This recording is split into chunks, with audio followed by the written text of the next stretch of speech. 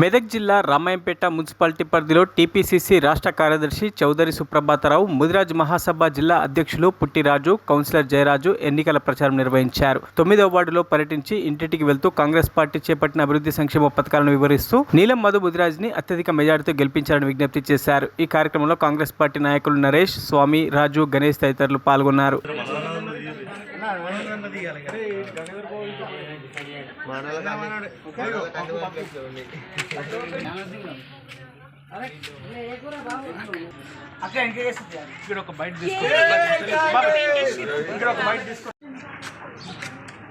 దేశవ్యాప్తంగా 13వ తారీఖున జరిగే ఎన్నికల్లో మెదక్ పార్లమెంటు నియోజకవర్గ కాంగ్రెస్ పార్టీ అభ్యర్థిగా నీలం మధు ముదిరాజ్ గారిని కాంగ్రెస్ పార్టీ ఎంపిక చేయడం జరిగింది.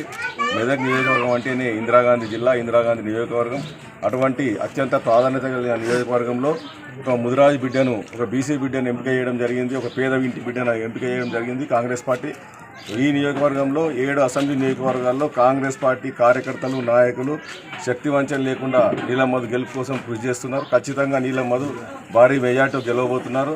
అందులో భాగంగా రామాయంపేట పట్టణంలో మా పార్టీ నాయకులము, కార్యకర్తలు అందరూ మనస్ఫూర్తిగా పనిచేస్తూ కాంగ్రెస్ పార్టీ అభ్యర్థికి భారీ మెజార్టీ ఇవ్వడానికి మా మైనంపల్లి హనుమంతరావు గారి నాయకత్వంలో, రోహిత్ రావు గారి నాయకత్వంలో తీవ్రంగా కృషి చేస్తున్నాం. ఖచ్చితంగా మెదక్ అసెంబ్లీ నియోజకవర్గం నుంచి 25 నుంచి 30 వేల మెజార్టీ ఇస్తామని తెలియజేస్తున్నారు.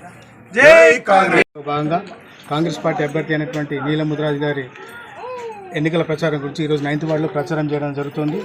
ఈ ఎన్నికల ప్రచారంలో ఈ వార్డులో అనూన్యమైన స్పందన మాకు కలుగుతూ ఉంది. రాజుగారి కౌన్సిలర్ రాజుగారి వార్డులో ప్రచారం చేయడం జరుగుతుంది. ప్రజల నుంచి అనూన్యమైన స్పందన వస్తూ ఉంది.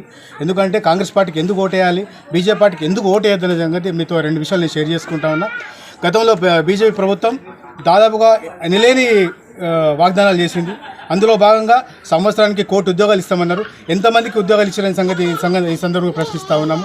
దాదాపుగా ఇప్పటి వరకు మీరు చూస్తూ ఉన్నారు, కేవలం రాముని పేరు మీద చెప్పి ఓట్లాడడం అయితే చాలా శోచనీయం. ప్రతి ఒక్కరికి దేవుడే రాముడు, ప్రతి ఒక్కరు పూజిస్తారు రాముడిని. కానీ దేవుని దృష్టిలో పెట్టుకుని ఓట్లాడడం చాలా ఘోరం. ఇంకా కాంగ్రెస్ పార్టీ దృష్టికి వస్తే మనం రేవంత్ రెడ్డి గారి పరిపాలన చూస్తూ ఉన్నాం. మహిళలు ఇప్పుడు అనూన్యమైన స్పందన వస్తూ ఉంది. వాళ్ళందరికీ ఆర్టీసీలో ఫ్రీ బస్ సర్వీస్ ప్రొవైడ్ చేస్తూ ఉన్నారు.